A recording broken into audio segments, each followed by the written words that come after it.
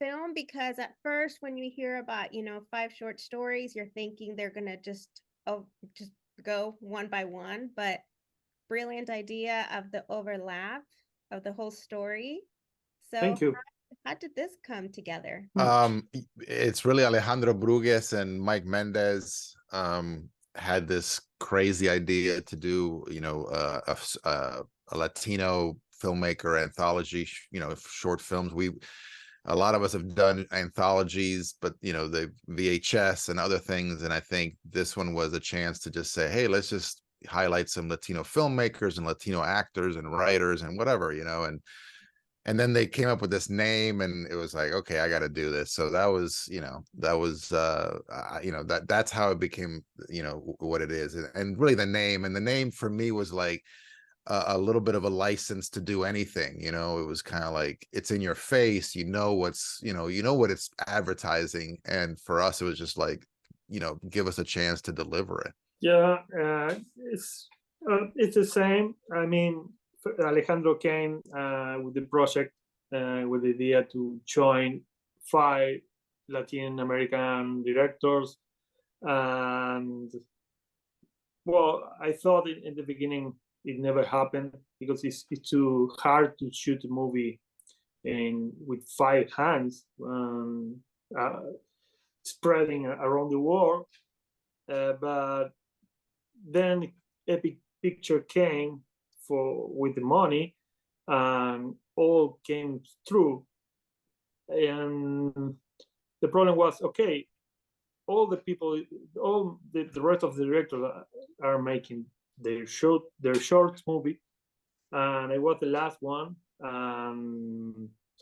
Well, it was like in the beginning, I never thought it gonna happen, but I have been with my promise to shoot the movie, but in sort way, in the middle of the process, it became in a nightmare, because I've been shooting my movie, and during my movie I was shooting, and the post production, Alejandro is calling, hey, it's your turn, you need to shoot, you know, I can do it, but he insists too much, and he showed me the previous short from Gigi and from Mike, and that pushed me to make my own segment. But it was all from my side, from Alejandro Brugués, because Mike never talked to me. Yes, in the chat rooms talked, but Alejandro was probably because for the language, my English is not good, as you see. And Alejandro is talking, and he convinced me all the time to be part of the project. And now I'm really, really proud to be part, because of the result. And yeah, I'm very happy for that. Yeah, we were really lucky to get Demián, because he was just so busy. And I remember I did mine, and then his came, we were like, oh, we need to whatever. And there was a moment where we're like, oh my God, we're gonna have to get somebody else, and who are we gonna get? And he'd been with us so long, we loved his, we knew he was gonna do a great film. And we just I couldn't believe you. I can't believe you did it, man. Like, I was like, there's no way he's gonna come off a feature and then write this and shoot it and then go back to I mean, I was like, I wouldn't have done it. I've been like, nah, sorry. But we got really lucky, and he pulled through for us. So, fortunately for us. Thank you so much. But I said what you said 5 times. I give up. I said, no, Alejandro, I can't, sorry, but no, you must be part of. Okay, I promise I will. 5 times. But well, that's good. Yeah, I'm glad he insisted, man. Yeah. Yep, that's the passion of cinema, la pasión del cine. Totalmente.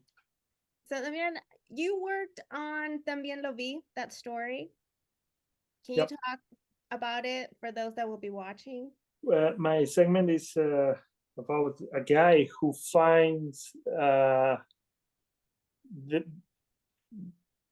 through a mathematical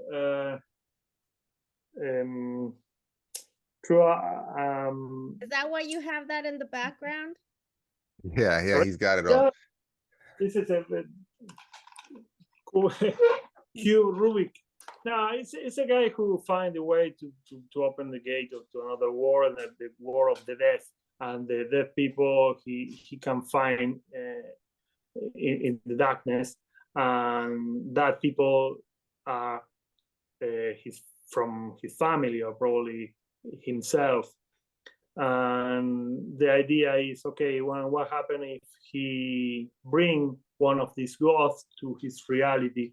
But the problem is the guy never knows what was he doing during, opening and closing the gates to the war of the death.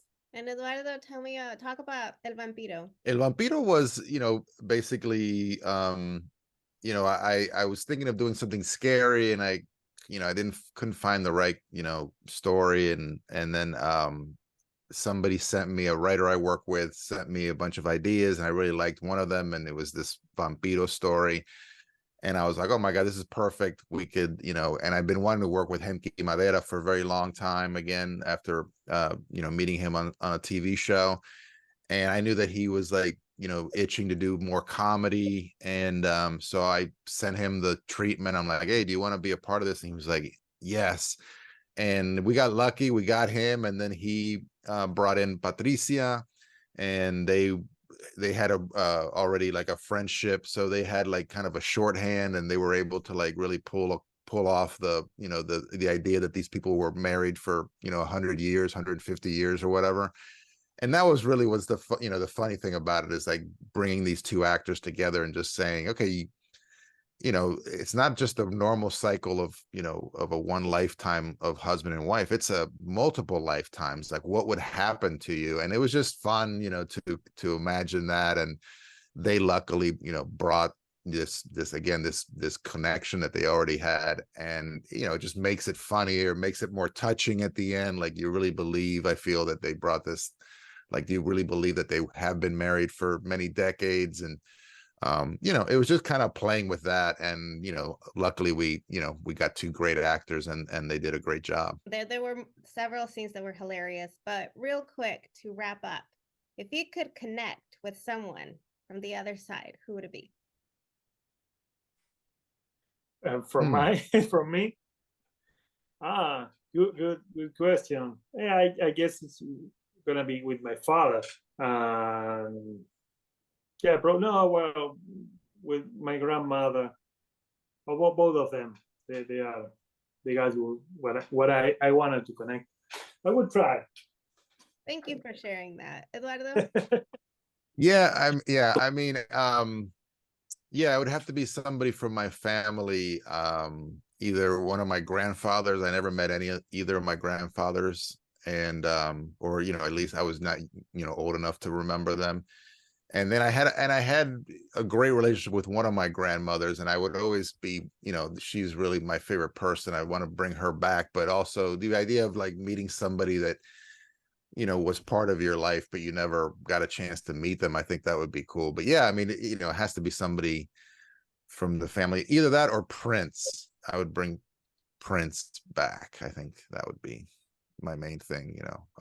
If I could bring, I don't know, if it wasn't my family, yeah, I would probably talk to Prince a little bit. Would be fun. I go way back. I would say Elvis. Or yeah, somebody like that. That's funny. Yeah. Yeah, probably. I don't know, but I wish. Yeah, famous people. No, I don't know. I prefer to contact with my father and ask a lot of things. Where he hide money in this house. That's the main thing. Yeah, where'd you hide the money, you bastard?